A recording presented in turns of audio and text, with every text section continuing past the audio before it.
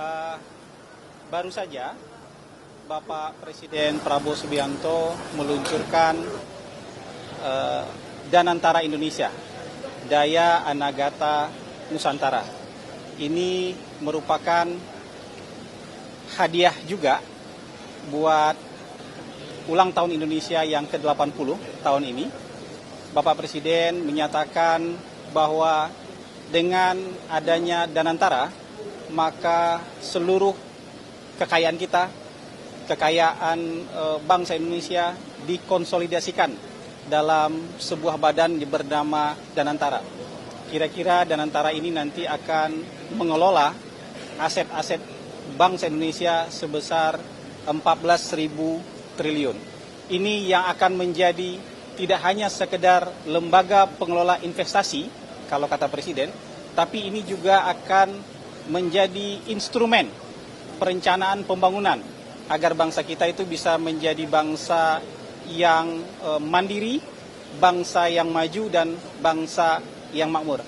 Teman-teman sekalian, ini sebenarnya adalah ikhtiar dari pemerintah kita untuk menyelesaikan paradoks Indonesia. Paradoks Indonesia seperti yang dituliskan oleh Bapak Prabowo dalam buku beliau, bangsa kita bangsa yang kaya. Nggak bisa didebat lagi itu bangsa kita bangsa yang kaya. Tapi kan harusnya bangsa kita makmur. Kenyataannya sampai usia 80 tahun bangsa Indonesia berdiri, masih ada masyarakat yang miskin, masih ada masyarakat yang belum bisa makan, masih ada masyarakat yang tertinggal. Ya, ini semua harus segera kita selesaikan. Jadi paradoks Indonesia harus segera diselesaikan. Tidak lagi paradoks.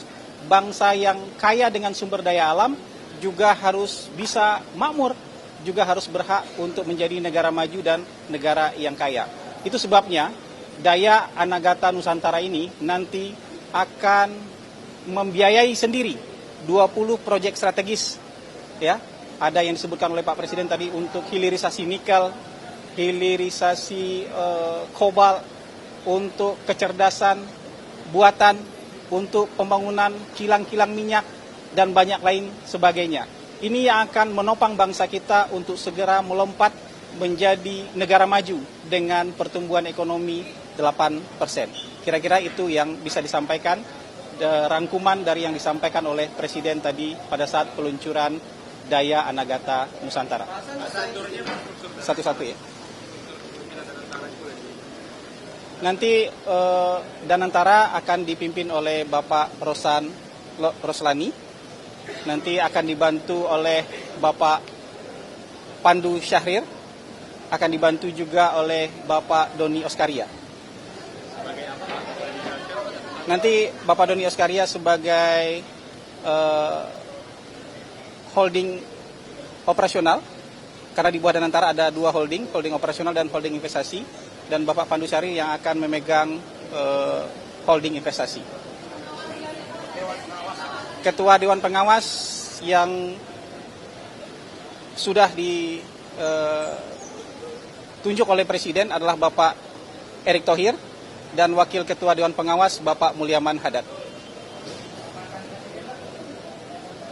Nanti mantan-mantan Presiden itu nanti akan diajak untuk menjadi penasehat agar lembaga ini betul-betul dikawal, dijaga oleh figur-figur yang penuh integritas dan memang cinta Indonesia.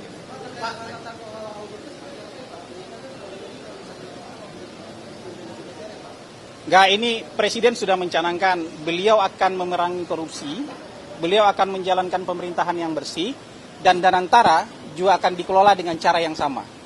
Ya, pemerintahan yang bersih, pemerintahan yang anti korupsi. Danantara juga dikelola dengan anti korupsi, dengan pengelolaan yang juga bersih.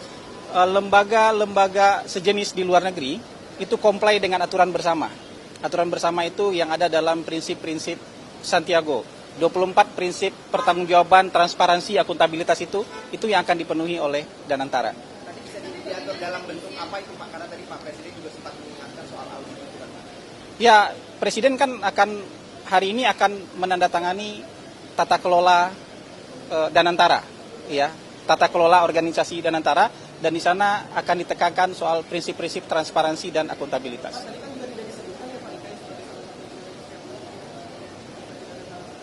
Maksudnya?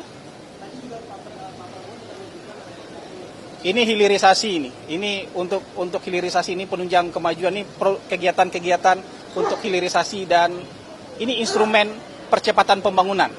Ya, ini instrumen percepatan pembangunan. Jadi banyaknya heavy-nya di sektor hilirisasi. Saya rasa cukup ya teman-teman keterangan untuk hari ini. Terima kasih. Selamat pagi. Ya. Ya. Terima kasih ya.